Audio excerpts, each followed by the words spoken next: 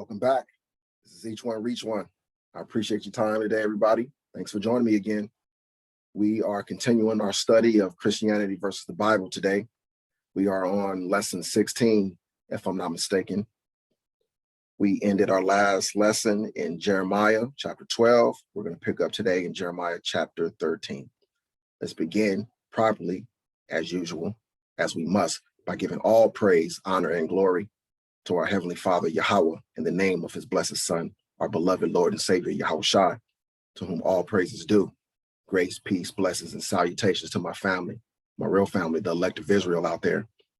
Thanks for joining me again, once again. All right, everybody, let's go ahead and get into this lesson without further ado. All right, the ruined waistband, Jeremiah chapter 13, verse 1. Thus saith Yahweh unto me. Unto who? Speaking. Jeremiah the prophet. Okay. Now, Israel, I know you understand, but this is for our guests. All right. Christians need everything explained to them. If you don't explain everything, you leave them room to wiggle. You leave them room for them to be confused. Okay. You got to remember, they're not as adept at, understanding context and following along with this book as you are. This is the reason why they're easily fooled. Okay. Well, the ultimate reason why they're easily fooled is because the Most High, it keeps them in the dark. But you guys know what I mean. All right. So let's continue on. Thus saith Yahweh unto me, Jeremiah, the Israelite prophet, go and get thee a linen girdle and put it upon thy loins and put it not in water. So I got a girdle according to the word of Yahweh and put it on my loins. And the word of Yahweh came unto me the second time, saying, take the girdle that thou hast got, which is upon thy loins, and arise, go to Euphrates, and hide it there in a hole of the rock. So I went and hid it by Euphrates, as Yahweh commanded me. And it came to pass after many days that Yahweh said unto me, arise, go to Euphrates, and take the girdle from thence, once I commanded thee to hide there. Then I went to Euphrates and digged, and took the girdle from the place where I had hid it. And behold, the girdle was marred. The girdle was marred. It was profitable for nothing. Then the word of Yahweh came unto me, saying, thus saith Yahweh, after this manner will I mar the pride of Judah and the great pride of Jerusalem. This evil people, which refuse to hear my words, which walk in the imagination of their heart, and walk after other gods to serve them and to worship them, shall even be as this girdle, which is good for nothing. For as the girdle cleaveth to the loins of a man, so have I caused to cleave unto me the whole house of Israel and the whole house of Judah, saith Yahweh, that they might be unto me for a people, and for a name, and for a praise, and for a glory. But they would not hear. You guys hear that, Christians? What did the Most High say? What did the Father, what did he have to say concerning his people, Judah and Jerusalem? Judah and Israel? He says, so I have caused to cleave unto me the whole house of Israel, not the whole house of Christianity, and the whole house of Judah. Again, not the whole house of all those who call on Jesus, saith Yahweh, that they who, because, it's real easy for the Christians to take a left when they should go right. All right. Judah and Israel, that they might be unto me for a people, and for a name, and for a praise, and for a glory. That was the entire purpose of choosing this people, the entire purpose. And he would utilize his people to fulfill this purpose.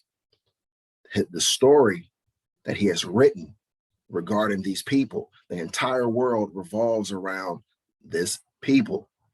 These people are the stars of this movie. Okay. The world history is a movie. All right. There's a timeline in a movie. There's a timeline in world history. All right. In world history, it's simply the Most High Yahweh's movie playing out from beginning to end. Where are we in world history? We're at the end, right? So from the beginning, he set the stage. You see who the main characters are. When you watch a movie, you watch the main characters of the movie. You watch them go through certain things. And a lot of times in many movies, you know, early on in the movie, the main protagonist, the main characters of the movie, they'll go through something, right?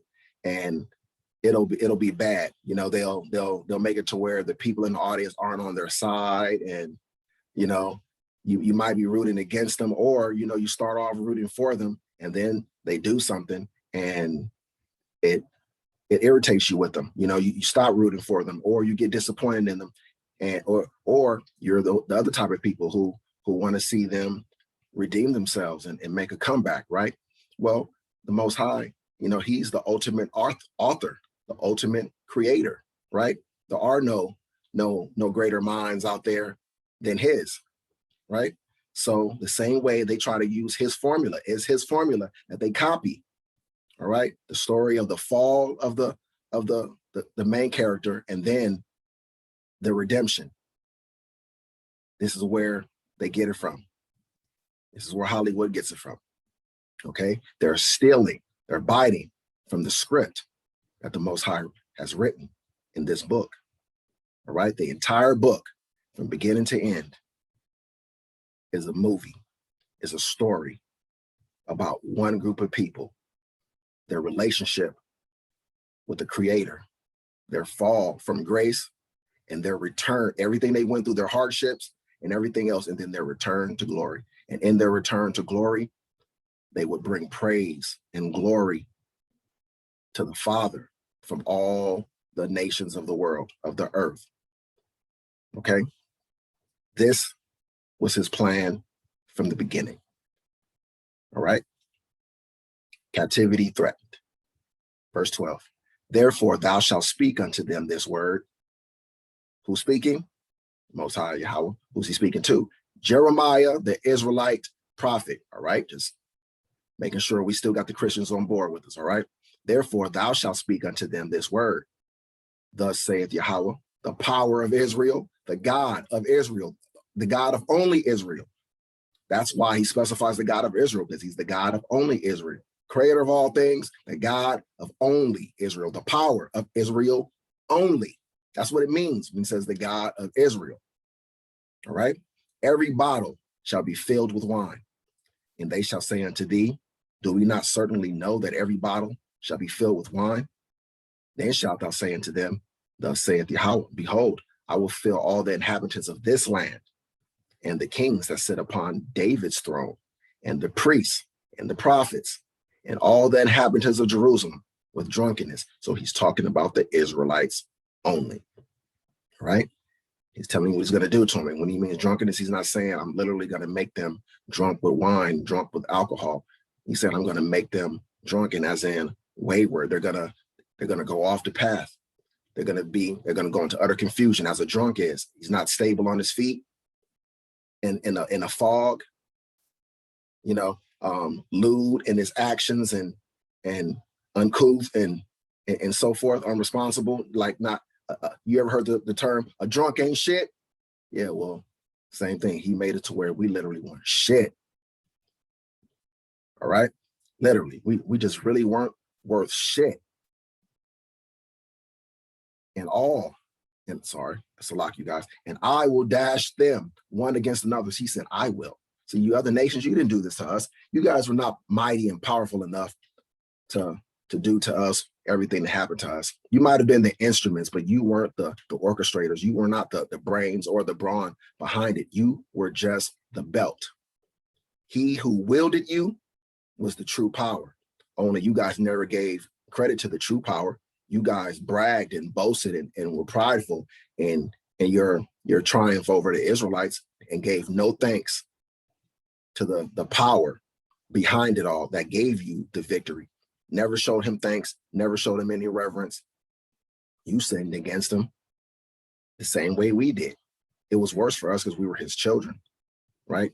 We were his chosen. So it was worse for us to do it. But still, you still did it. You still did the same things that he didn't like that we did. And he punished his beloved, his children.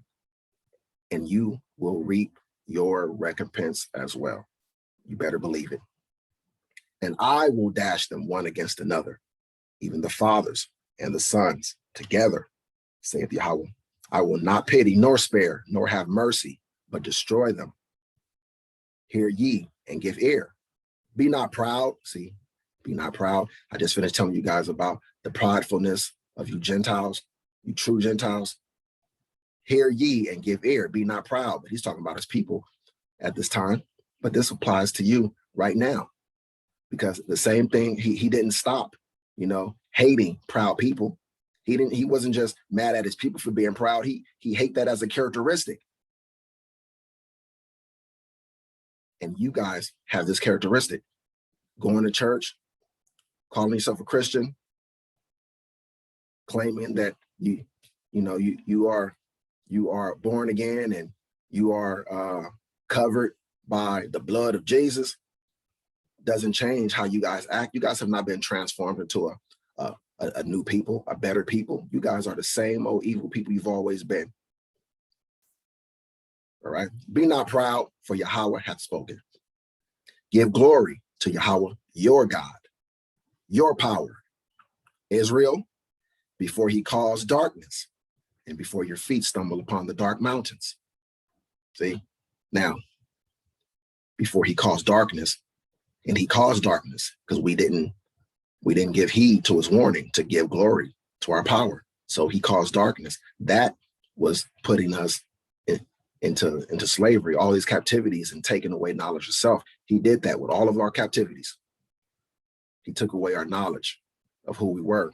He turned his back on us. He was our light, and he took away the light from us and caused our feet to stumble upon dark mountains. Remember, mountains refer to mighty nations, mighty peoples, right? Dark, it's not talking about the color of the people. It's talking about their character. They're evil. He calls us to stumble on evil people, evil nations, because we wanted to clean the evil nations. So he calls us to stumble upon the dark mountains, aka the wicked nations, wicked mighty nations. And while you look for light, he turned it into the shadow of death. This is the land of the shadow of death. And make it gross darkness. Gross darkness covers this land. But we are coming out of it. We are beginning to shine once again with the brightness of the Most High Yahweh Ba'ashem, Yahweh Shai's glory. We are once again becoming the candle sitting on the hill. All right. But if ye will not hear it, my soul shall weep in secret places for your pride, and mine eye shall weep sore and run down with tears, because Yahweh's flock is carried away captive. See, it hurt him to have to do it to us, but he did it anyway, because discipline is necessary. Chastisement is necessary for correction. You can't just let your badass children just continue to fuck up and do the shit that they're doing. You got to correct them. You got to get them back on the right path. And when they're a stubborn and stiff-necked people like us, that belt, it has to be one hell of a belt, right? The correction has to be stiff. It has to be strong. It has to be so bad that they never want it again. Because throughout the book, you saw he will redeem us. He will send judges and people to save us. Then he will put us he will put us in captivity. He will send a stronger nation against us to subdue us.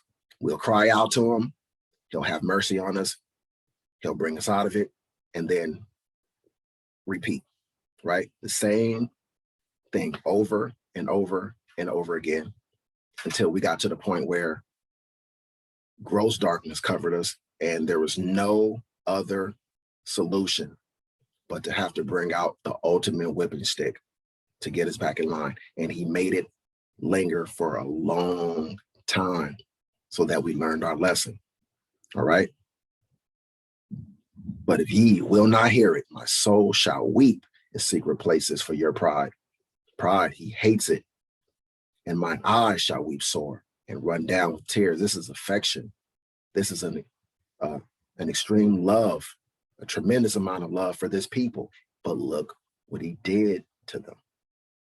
So again, my consistent question to you Christians is, if he did this to the apple of his eye,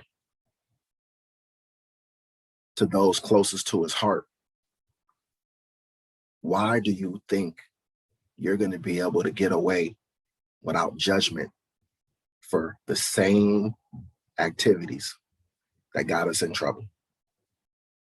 Verse 18, say unto the king and to the queen, humble yourselves, sit down, for your principalities shall come down, even the crown of your glory. The cities of the south shall be shut up, and none shall open them. Judah shall be carried away captive, all of it. It shall be wholly carried away captive. Are you hearing this? Judah will be carried away captive. All of them. Not just some of them, all of them. He punished his people in its entirety as a nation. Christians, you will be punished entirely as a nation. There are going to be different, varying degrees of punishment, but you will all be punished. Lift up your eyes and behold them that come from the north. Where is the flock that was given thee, thy beautiful flock? What wilt thou say when he punished thee? For thou hast taught them to be captains, and as chief over thee shall not sorrows take thee as a woman in travail? And if thou say in thine heart, wherefore come these things upon me? For the greatness of thine iniquity are thy skirts discovered, and thy heels made bare. It was all our fault. This is what we can't get past. Can the Ethiopian change his skin? Or the leopard his spots? Then may ye also do good that are accustomed to do evil. Therefore will I scatter them as the stubble that passeth away by the wind of the wilderness. This is thy lot, the portion of thy measures for me, saith Yahweh, because thou hast forgotten me and trusted in falsehood. We trusted in falsehood, and he had to kick our asses. Your Jesus that you trust in, that's falsehood. What do you think he's going to do to you? What do you think? Therefore will I discover thy skirts upon thy face. Your skirts upon thy face. Damn. You know what I mean? That means he's going to bear all. He's going to uncover all of our secrets. Everything we wanted to keep hidden. Uncover our shame. Expose our nakedness. I have seen thine adulteries and thy names, the lewdness of thy whoredom and thine abominations on the hills in the fields. Woe unto thee, O Jerusalem! Wilt thou not be made clean? Wilt thou not be made clean? When shall it once be? Why has this been said? Because you know it will be. Saying it will be. But when? But when? That's the thing. But when? Oh, it's going to happen. Jerusalem will be made clean. But when shall it once be? Wilt thou not be made clean? When shall it once be? He's telling them to consider it because he's going to do it. He's asking a rhetorical question. He doesn't need them to answer this question. They can't answer this question. And that's the point.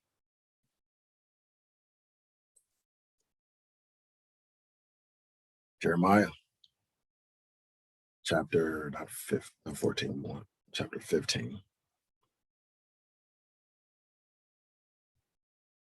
Starting at verse 1. Look at the title. Judgment must come. You hear that? Judgment must come. Not might, not maybe, not should. It must come. Let's dig on what's going on here. Then said Yahweh unto me, though Moses and Samuel stood before me, yet my mind could not be toward this people. Cast them out of my sight and let them go forth. And it shall come to pass, if they say unto thee, whither shall we go forth? Then shalt thou tell them, thus saith Yahweh, such as are for death, to death, and such as for the sword, to the sword, and such as are for the famine, to the famine, and such as for the captivity, to the captivity. You see, there are varying degrees of punishment. Not everybody is punished alike, but everybody is punished. Like we would say within our community, it's levels to this shit. Yeah, the Most High is the epitome of that. Like he was saying that before we were. We think we get it from. We just like our Father. There's levels to this, Israel. There's levels to this, Gentiles. Levels. What level of punishment will you receive? Because you cannot and will not get away from your judgment. But what level of judgment will you receive? How much of a partaker in the destruction and the crushing of his people were you? How evil and wicked were you? How much do you hate the true Israel?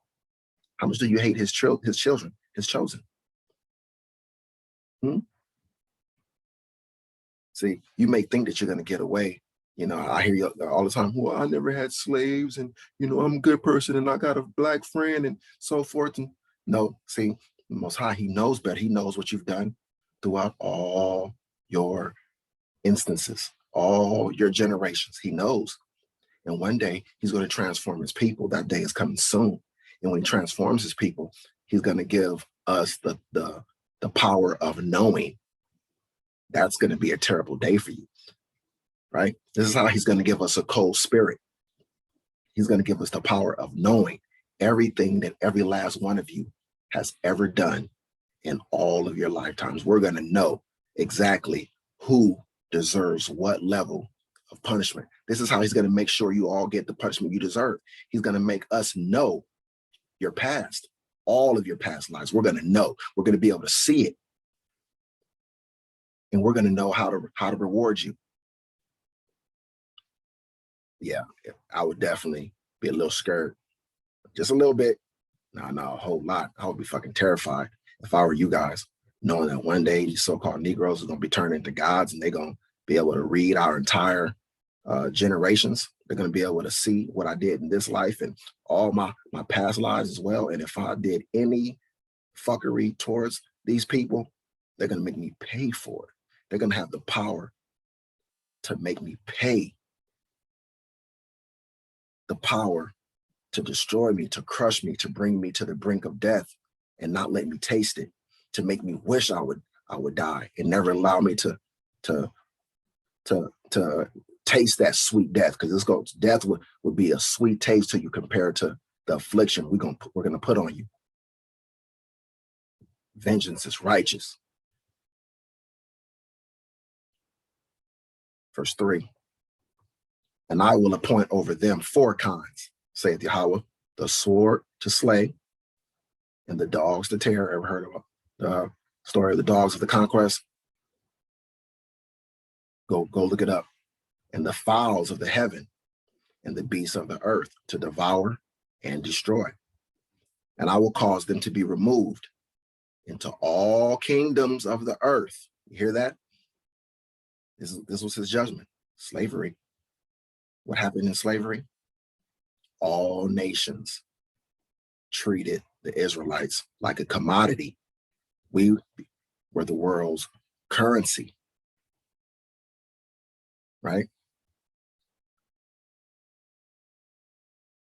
They all traded us and sold us and bought us and moved us here and moved us there and separated families and snatched kids and, killed women and men and children alike, and removed them into all kingdoms of the earth. This is the reason why all you nations are going to have to pay, because all the nations, all the kingdoms of the earth took the Israelites captive at one point.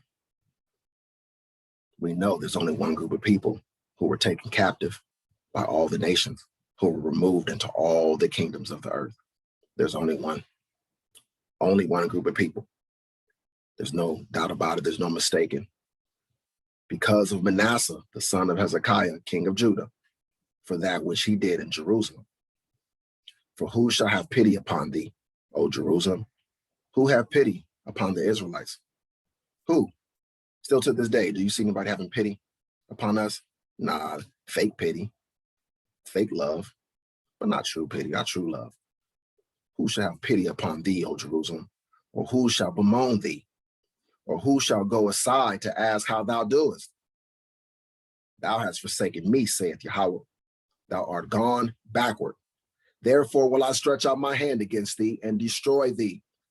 Last thing you want is the Most High said, I'm going to stretch out my hand against thee. That is not a good thing. He's not about to give you a high five. There's no dap coming. You know what I'm saying? There's not about to be a pat on the shoulder, him stretching his hand out against you. That's about to be a strong hand. So strong hand. You've heard the term heavy-handed? Oh, shit. You don't even understand the meaning until you've had him stretch his hand out against you and your turn is come upon you, Gentiles. Therefore will I stretch out my hand against thee and destroy thee. I am weary with repenting, and I will fan them with a fan in the gates of the land. I will bereave them of children. I will destroy my people, since they return not from their ways. I know you guys are reading, it's like, damn, he really did that to his children. It's a little scary. I know. You guys get a little worried now, popping those, those zannies and shit right about now, aren't you? Fuck yeah. Anxiety is setting in, right? Yeah, it should be. It should be. You're about to be visited by the King of Terrors and his children who are meditating terror on you day and night. And I will fan them with a fan in the gates of the land. I will bereave them of children. I will destroy my people, since they return not from their ways. To his children, he did this, for them not returning, for us not returning from our ways. And look at you, you evil, wicked people. You guys have been doing your evil works against this people, against all the lands, all the earth, for hundreds of years. You have not returned from your ways either, your wicked ways. If he destroyed his people for not returning from their wicked ways, you have no hope of escaping judgment. No hope of escaping judgment. Their widows are increased to me above the sand of the seas. I have brought upon them against the mother of young men a spoiler at noonday. I have brought upon them against the mother of the young men a spoiler at noonday. I have caused him to fall upon it suddenly, and terrors upon the city. She that hath borne 7 languisheth. She hath given up the ghost. Her son is gone down while it was yet day. She hath been ashamed and confounded, and the residue of them will I deliver to the sword before their enemies, saith Yahweh. Woe is me, my mother, that thou hast borne me, a man of strife and a man of contention to the whole earth. I have neither lent on usury, nor men have lent to me on usury. Yet every one of them doth curse me. Yahweh said, verily it shall be well with thy remnant. Verily, I will cause the enemy to entreat thee well in the time of evil and in the time of affliction. Shall iron break the northern iron and the steel? Thy substance and thy treasures will I give to the spoil without price, and that for all thy sins, even in all thy borders. He gave up all of our stuff without requiring a price for it. He let them take it. He let them have it. He let them just come in and do as they pleased, right? He let them cast lots for our stuff, including us. In the same way he did us, he's going to do them double. We're going to cast lots for them. Or maybe not. I don't know how it's going to work, but we will be taking them in our possession. We will be taking them captives, and he will give them. His promise was to give the Gentiles to his people for an inheritance. Yeah, you guys are going to be the inheritance of the Israelites.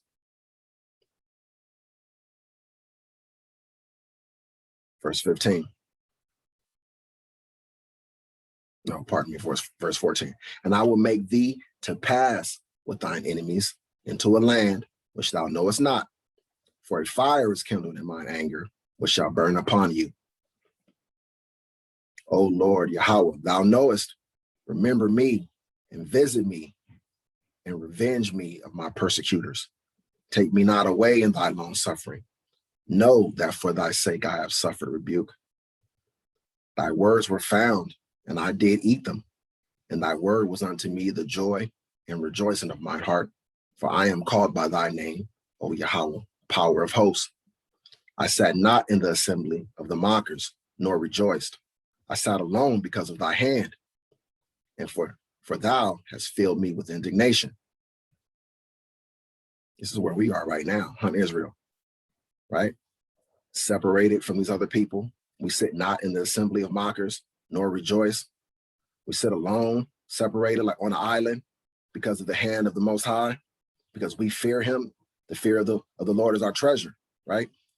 For he has filled us with indignation. We are filled with indignation, waiting for revenge. This is what he has us doing, just meditating on revenge, filled with indignation, praying constantly without ceasing for that day to come when he takes their yoke off of our necks, frees us from these wicked people, gives us the power to take everything away from them that they have and the power to keep it. Why is my pain perpetual and my wound incurable, which refuseth to be healed? Wilt thou be altogether unto me as a liar and as waters that fail? Therefore, thus saith Yahweh, if thou return, then will I bring thee again, and thou shalt stand before me. And if thou take forth the precious from the vial, thou shalt be as my mouth. Let them return unto thee, but return not thou unto them. And I will make thee unto this people a fenced brazen wall, and they shall fight against thee, but they shall not prevail against thee. For I am with thee to save thee and to deliver thee, saith Yahweh. And I will deliver thee out of the hand of the wicked, and I will redeem thee out of the hand of the terrible.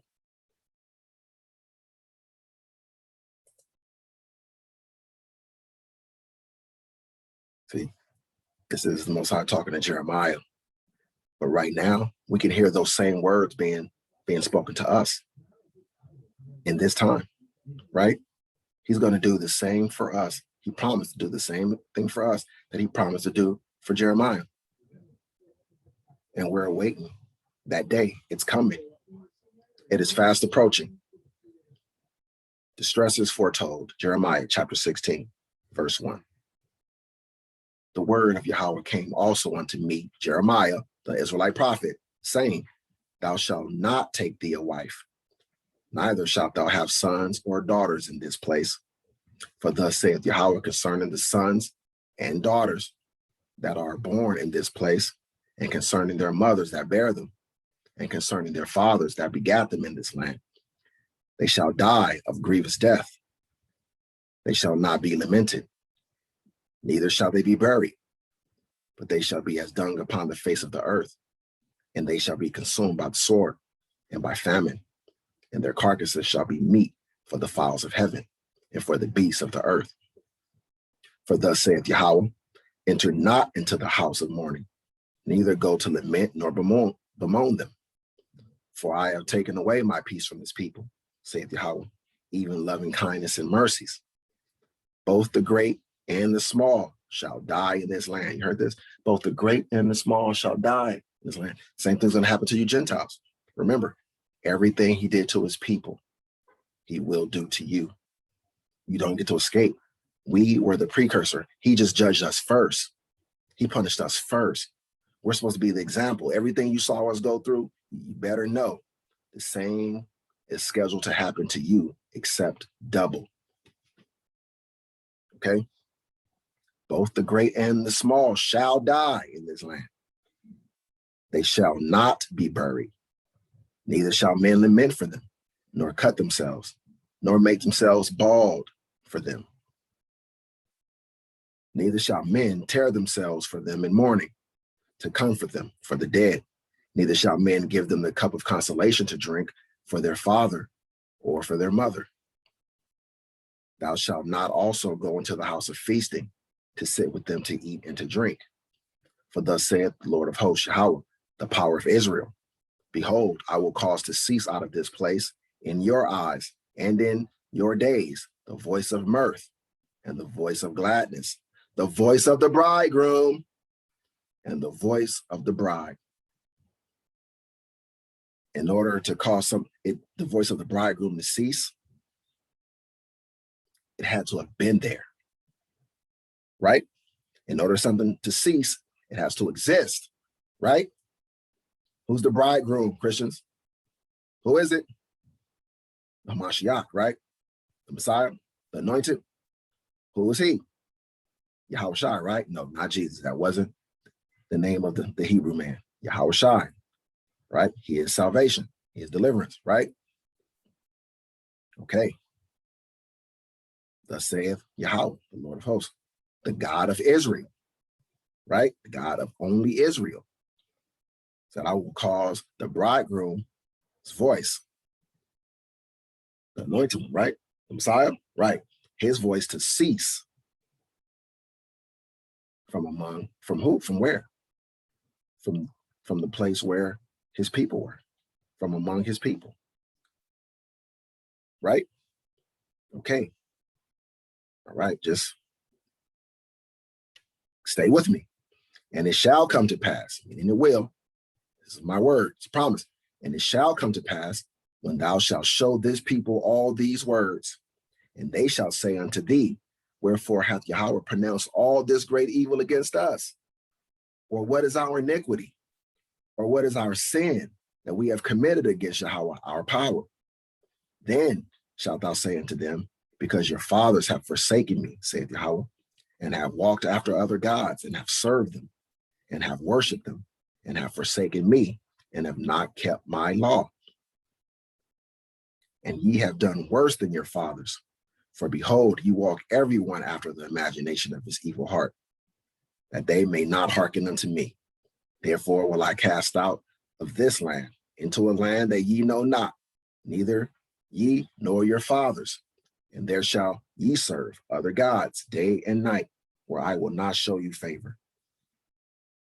Christians, you so-called Negro Christians, you Israelites, you 2/3, you're doing that now.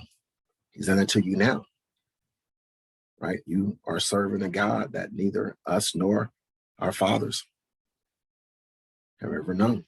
You are serving this false God, Jesus, day and night. And so the Most High is showing you no favor. Now you've heard all of this condemnation concerning his people, everything that he said that they would do, and all the things he said he would do to them, right? You read it. And then after all of that, what does he talk about next? The Most High will restore them. You hear this? After all of that, he says, I will restore them. I will restore them. This is the plan. Therefore, verse 14, behold, the days come, saith Yahweh, that it shall no more be said, the Lord liveth, that brought up the children of Israel out of the land of Egypt.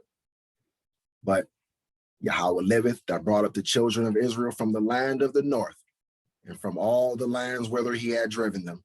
And I will bring them again into their land that I gave unto their fathers. Again, this has not happened yet. So we know this isn't something that has taken place already. This is something that is still to come. This is the end time. His children, his people should not be in their own land at this point in the movie. They should still be in the land of their captivity. They should not have their own military, their own money, nukes and shit. This is not the prophecy of his people. That would not be their lot at this time. Okay? You should be able to recognize his people by looking around and seeing what people are the base people, the bottom of society everywhere they are. Which people are the disregarded, the disrespected, the hated, treated like shit, lives giving no value, having to fight to be seen as humans, walking around screaming and yelling to everybody that'll listen to them. My life matters. My life matters. What people? What people have to convince the rest of the world that their lives matter. These are his people. This is the mark of his people. This is how he's supposed to be able to spot his people in this time. He kept telling you what's going to be going on with his people. So you're supposed to know how to spot them by the things that he told you. So again, verse 15 has not happened. Verse 14 through 15 has not yet happened. Let's read it again. But yeah, let's start from 14 again. Therefore, behold, the days come. He said this back then, and I'm saying it now. Behold, the days come, Gentiles. It's coming. The days are coming. They are on the way. Those days he spoke of, they are in hot pursuit of this moment in history. Right now, they're fastly approaching. It shall no more be said, the Lord liveth, that brought up the children of Israel out of the land of Egypt, because he's going to give up, because that was a big story back then. That was a big deal. There's a new climax. There's a climax in the movie coming. It's going to be so big that it's going to foreshadow. It's not foreshadow. It's going to overshadow. That's what I'm looking for. Overshadow that other major event. It's going to be so big that nobody's ever going to say that again. They're never going to give reference to when he brought us out of Egypt, because they're going to have this bigger story to talk about. Because what he's about to do shortly is going to make what he did in Egypt pale in comparison. No one's ever going to even mention it again. It's going to be so big. But the Lord liveth, that brought up the children of Israel from the land of the north, and from all the lands whither he had driven them. Because remember, he told you before, I'm scattering my people throughout all the earth. I'm going to scatter them throughout all the earth. Those people over there in that land over there, they are not scattered by his hand throughout all the earth. They're everywhere they are because they went there themselves. That was their own travel, their own free will, not captivity, not slavery, not persecutions, their own free will took them to everywhere they are right now. Not so with us. Not so. Right? And I will bring them again into their land that I gave unto their fathers. And I'm just going to tell you guys right now, a lot of you guys are going to be very, very surprised to see just what land that is. You're going to be surprised. I'm not going to get into it, but you guys are going to be very surprised. It's not what you think. Verse 16, behold, I will send for many fishers, saith the Lord Yahweh, and they shall fish them. This is happening now. This has been happening for a little while, and it's happening now. We are almost at the end of fishing season. We are very, very near, very near. We're not there yet. It's not over yet, but it's almost over.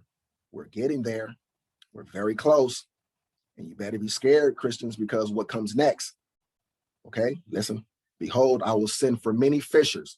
What does that mean? He's talking about people like me. What I'm doing right now, this is spiritual fishing. I'm fishing for his people. I'm trying to pull his people out of the troubled waters they're in. I'm trying to pull them back to him. I'm a fisher of men. This is almost over. This is almost over. And what comes next? And after what? After we're finished fishing, after I finish collecting my people, after will I send for many hunters. Then he's going to send hunters. He's going to turn this Israelite men into hunters. Why? Why hunters? What are they going to hunt? And they shall hunt them from every mountain and from every hill and out of the holes of the rocks. His people are going to be sent to go hunt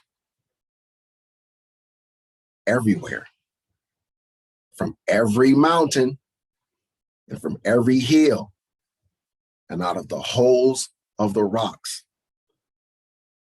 Okay? And for mine eyes are upon all their ways. They're not hid from my face, neither is their iniquity hid from mine eyes. And first I will recompense their iniquity and their sin double, because they have defiled my land. They have filled mine inheritance with the carcasses of their detestable and abominable things. Okay? O Yahweh, my strength and my fortress and my refuge in the day of affliction. Listen to this, Gentiles. This is for you. You've been singing this verse under all of these videos. Listen, the Gentiles shall come unto thee from the ends of the earth and shall say. Why is he saying this? Because he's seen it. He's seen it. The Most High showed him this vision of the end time and what's going to happen. The Gentiles, by blood, shall come to him. How are they going to come to him? By coming to his people. So what he's saying is the people are going to come to us, the Israelites, to speak to him. And what are they going to say? Surely our fathers have inherited lies, vanity, and things wherein there is no profit. That's your Christianity. That's your Jesus. That's those other people being the children of Israel. Those other people being his chosen. At the end, they're going to learn, they're going to know for a certainty who the real chosen people are. They're going to know for a certainty that their Jesus was an idol, a false god.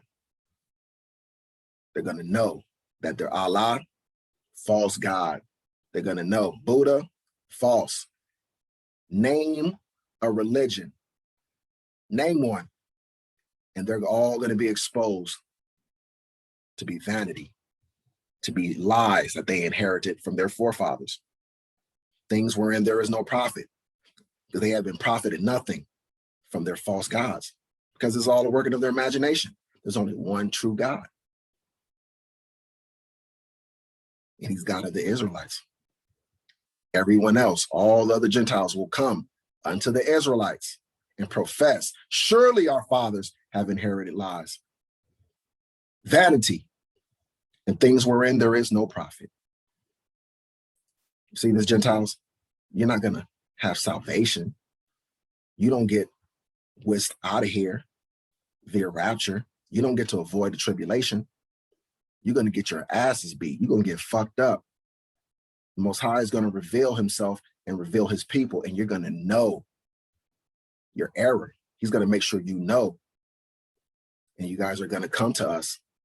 You can fight now, but that day is going to come. You're going to come to us apologizing, groveling, begging. It's not our fault. We was told, we was lied to. Can you forgive us? No. Lick the dust off my feet. You filthy animal. I know some of you too young to fucking know where that reference comes from. I know, I'm showing my age. I'm old. So what? So what? So what? All right? See, that was the meat of this verse. That was the crescendo, right? That shall happen. That is a promise. That is a prophecy. That it's coming. Okay? That's coming. It is on the way. Get ready. Verse 20. Shall a man make gods unto himself, and they are no gods? That was Jesus. You white folks, you Europeans, you guys made a god unto yourself who was no God. Therefore, behold, I will this once cause them to know.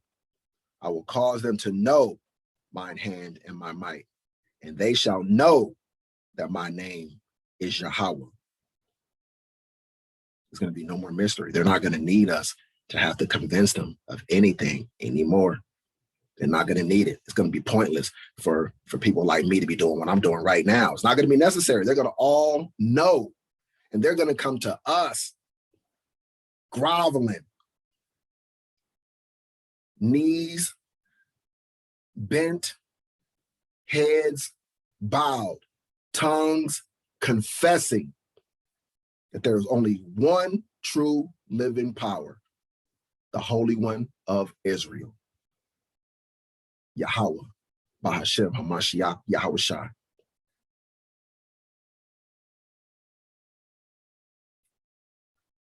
I can't wait for that day, Israel. It's coming. Yeah, I know you Gentiles. I know y'all can wait. I know you're not in a hurry for this to happen. You're definitely not in a hurry for this to happen, but it's coming. Move wisely. Jeremiah chapter 17. The sin of Judah is written with a pen of iron and with the point of a diamond. It is graven upon the table of their heart and upon the horns of your altars. Whilst their children remember their altars and their groves by the green trees upon the high hills. O my mountain in the field, I will give thy substance and all thy treasures to the spoil, and thy high places for sin throughout all thy borders. So he said that he will allow our enemies to take over our lands, all of our substance, and will allow them to just sin in all of our land like we sinned in the land. He's going to let them come in and sin in the land. He would prefer that they sin in the land than we sin in the land. We knew better. We had the law. We had a higher standard. Where the law, where there is no law, there is no sin. Right? So they're not getting in trouble for sinning. They're getting in trouble just for being wicked.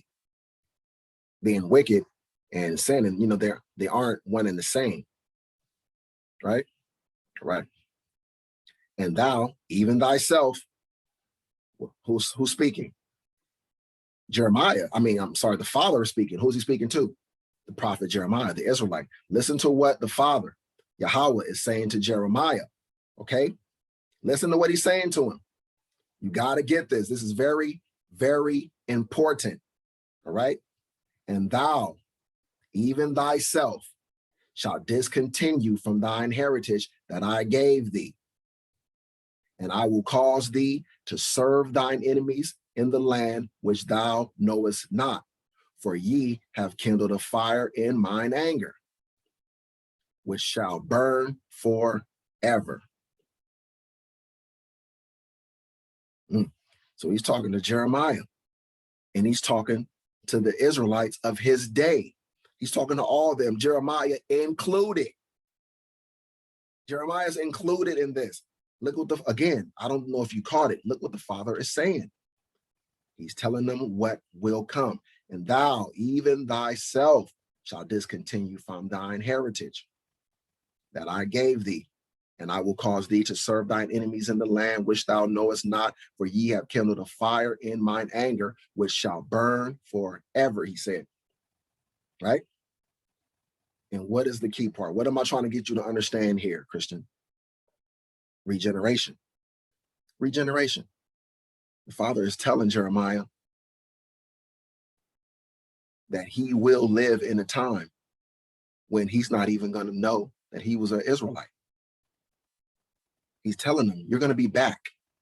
You're going to be back again one day. All right? You're going to die, and then I'm going to bring you back. All of you guys are all going to be back again in the world. And you're going to all discontinue from your heritage. You're not going to know that you're Israelites. You're going to think that you're Africans, African Americans, Black people, this and that, name it. You name it. Everything but an Israelite.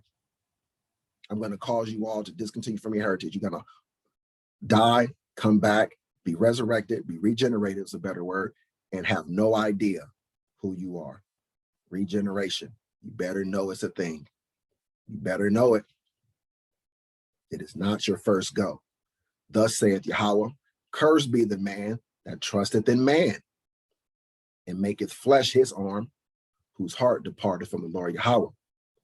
For he shall be like the heath in the desert, and shall not see when good cometh, but shall inhabit the parched places in the wilderness, in the salt land, and not inhabit it. And a lot of you are living this out right now. Those of you who trust in your preachers, your pastors of your churches, you're cursed. Cursed be the man that trusted in man. Those of you that trust in your false prophets, you love your preachers, you love your pastors, you love your evangelists. Cursed be you that trusted in them. And make flesh his arm. What does that mean? Meaning you make people and not the power. Your arm, meaning your strength. Your strength. You get your strength from these fleshly people. Your preacher, your pastor have become your strength. You trusted in them. They are your strength. Not the Most High. He isn't your strength. Your pastor is your strength. And your pastor's hearts have departed from the Most High. That's who that refers to. You pastors, you relying on you're trusted in man, and you're making flesh your arm, your strength, and your hearts have departed from the Father, because your shepherds, your false prophets, your preachers, their hearts have departed from the Father. And so they teach you falsehoods. Their hearts, and that's the reason why the shepherd and the flock have to be destroyed. All of you who follow the false prophets and the false preachers and teachers, pastors, you will be destroyed along with them. You get to share in their lot. You get to share in their punishment. You better come out. For he shall be like the heath in the desert, and shall not see when good cometh. And that's you guys. You guys are not able to see when good cometh. You haven't been given knowledge and wisdom to be the stability of thy times. You have no idea what good cometh. You're not able to see when good cometh. Otherwise, you would come out of the church quick, fucking fast, and in a hurry. But you can't, because you are not able to see when good cometh, but shall inhabit the parched places in the wilderness. That's exactly what you're doing now. Blessed is the man that trusteth in Yahweh, in whose hope the Yahweh is. Okay? Blessed is the man that trusteth in Yahweh, in whose hope Yahweh is.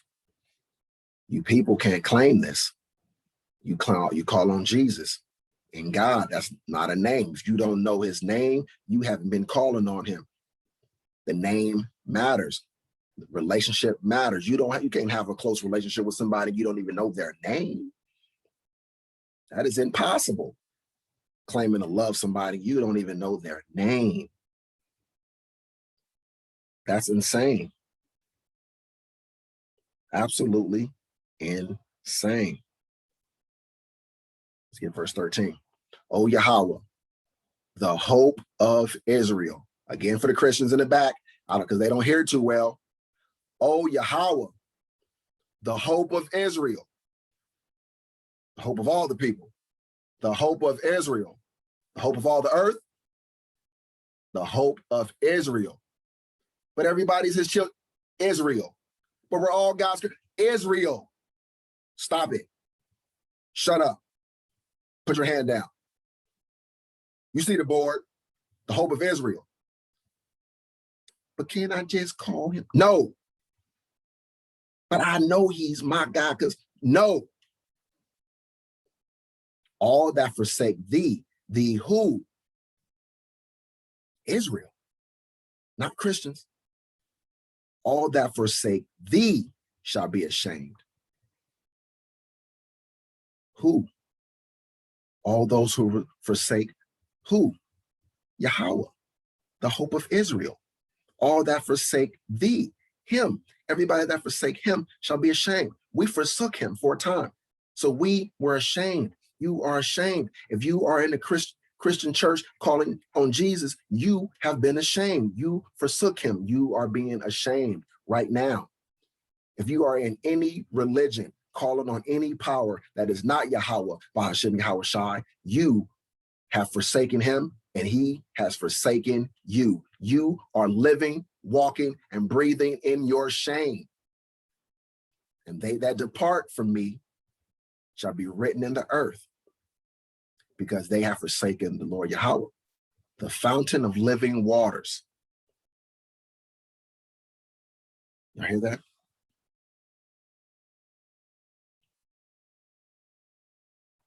Let's get verse 24. And it shall come to pass. All right, we've been over this 1,000 times. What does it mean, class, when he says it shall come to pass? Meaning, I'm about to tell you a prophecy. I'm about to tell you something that will take place in the future. Okay, it is going to happen.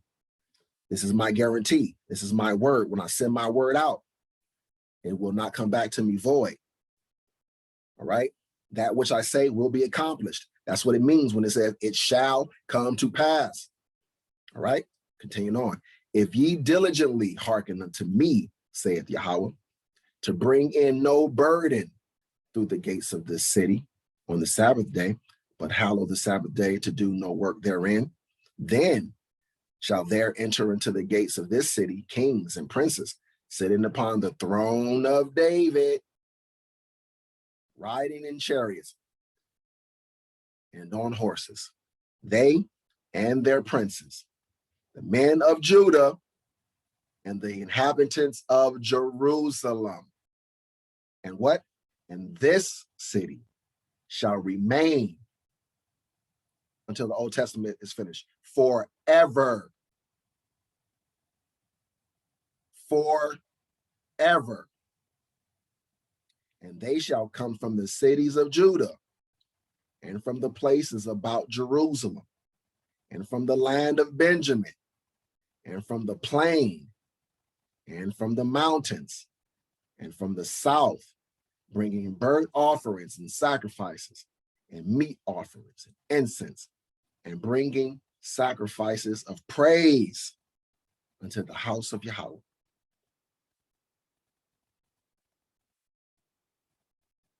He's very specific.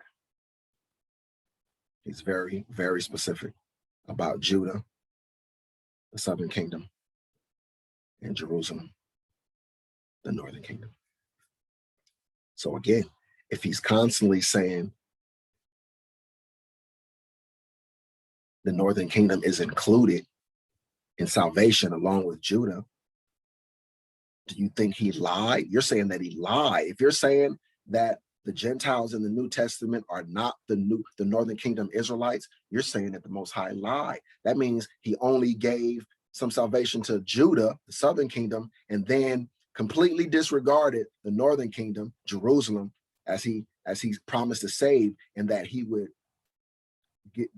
gather to himself a spiritual Israel, right?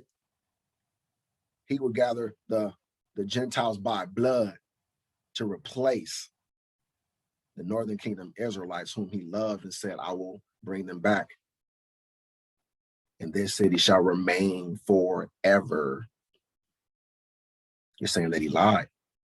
All of this stuff that he said would happen, you're saying that he lied.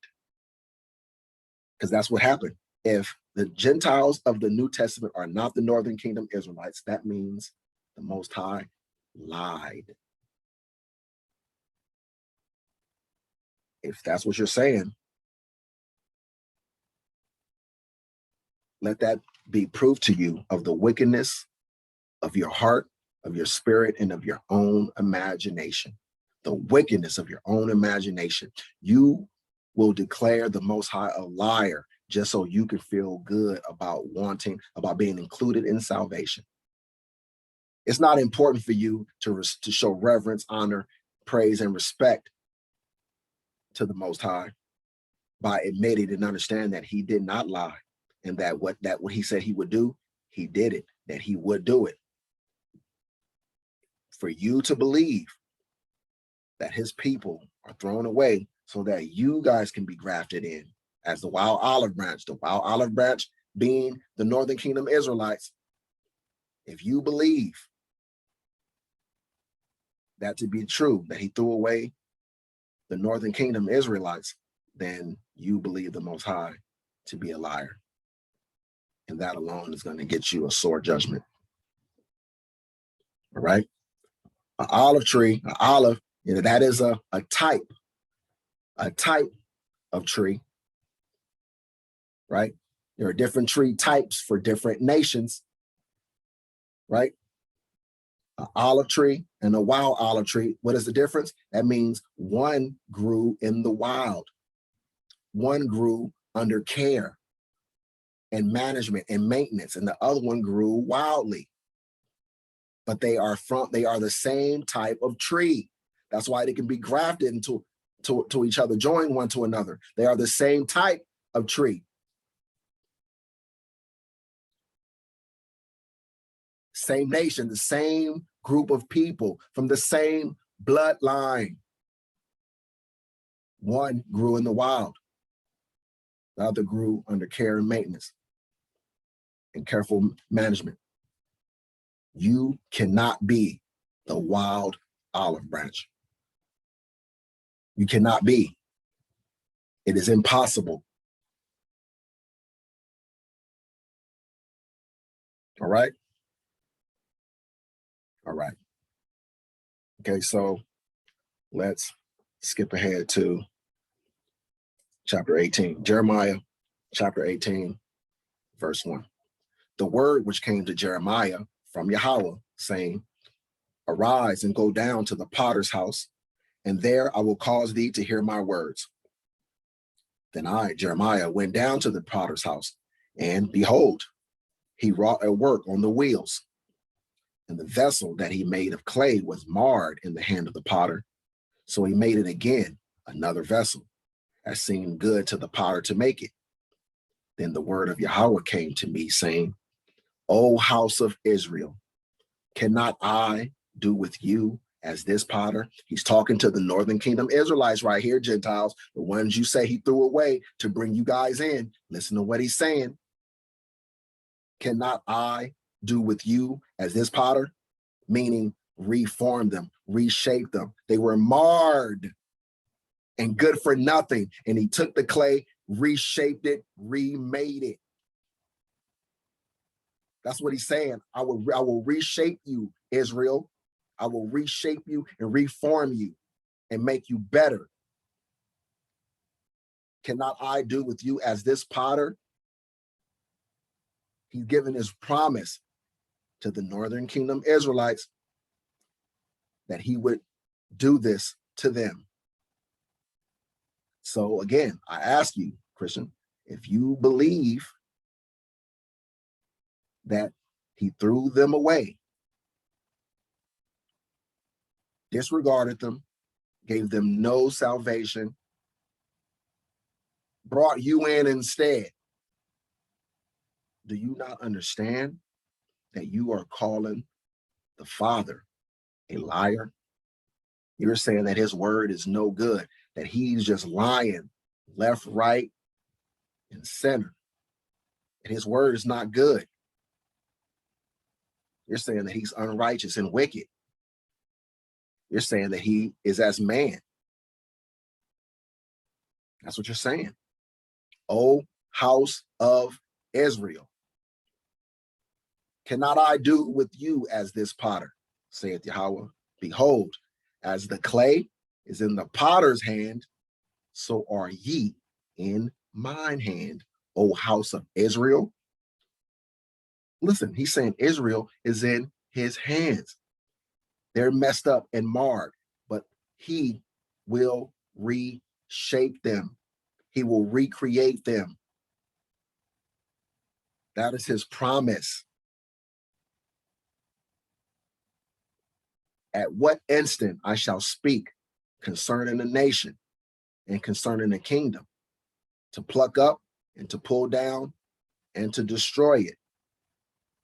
If that nation against whom I have pronounced turn from their evil, I will repent of the evil that I thought to do unto them.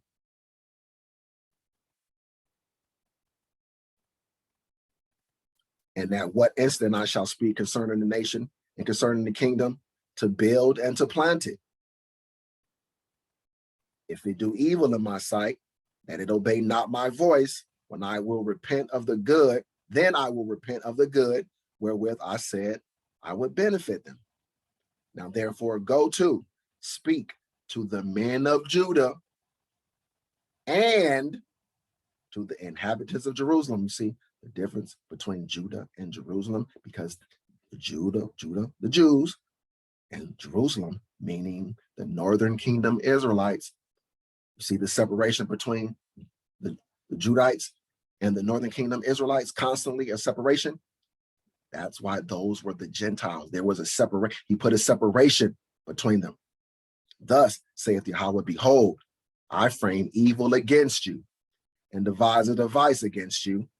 Return ye now, everyone from his evil way, and make your ways and your doings good.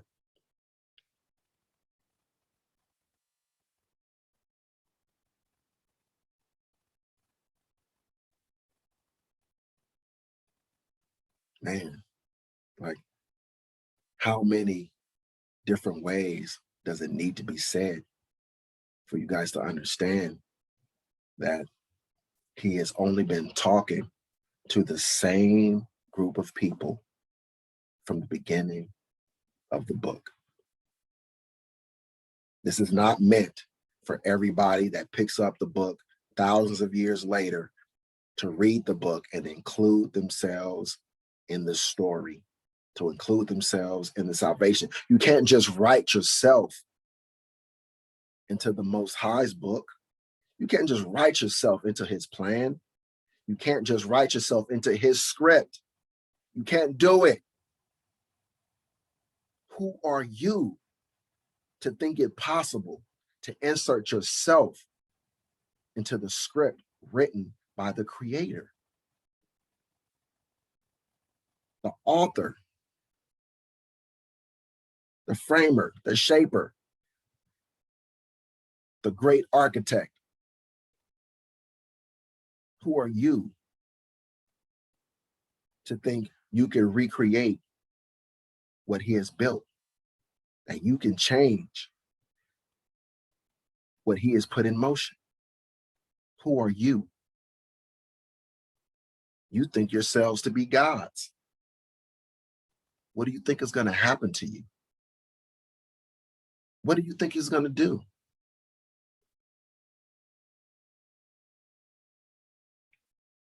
We have reached the conclusion of this lesson, part 16, in Christianity versus the Bible.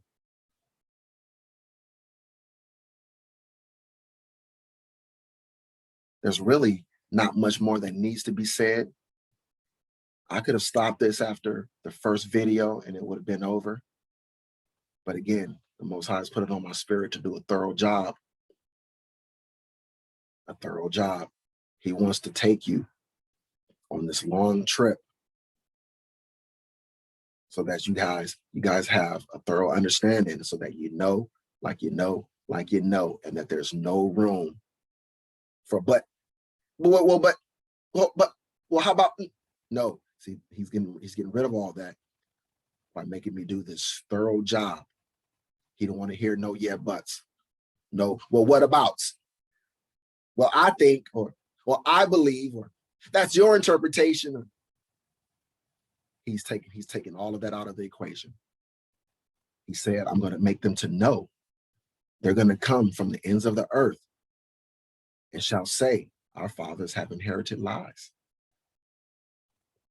They have to be made to know their errors in order to do that. See, this is just setting the stage for what's to come. He's going to show you. He's making me tell you, but then he's going to show you. See, this is what he does. Are you watching what he does with the prophets? The prophet's job is to tell beforehand what's to come, so that when it happens, the people know that it's the Most High that did it, that he is responsible. He doesn't want the people to just think things are happening by chance. He wants them to know it is me that have done this. He wants his glory. He wants his praise. And he's going to have it. He's going to have it, whether you give it by hook or crook. You know what I mean? By force or by choice. He will have it. He's going to have it. Let's go ahead and put a bow tie on this lesson and call it a wrap. Call it a wrap for this one. Giving all praise, honor, and glory to Yahweh, Bahashem HaMashiach, Yahweh Shai. All praises due. Grace, peace, blessings, and hearty salutations to my family, the elect of Israel. Thanks for sitting with me, everybody. I'll see you guys on the next one. I hope you guys were edified and have been increased in knowledge, wisdom, and understanding today. Stay tuned. Shalom.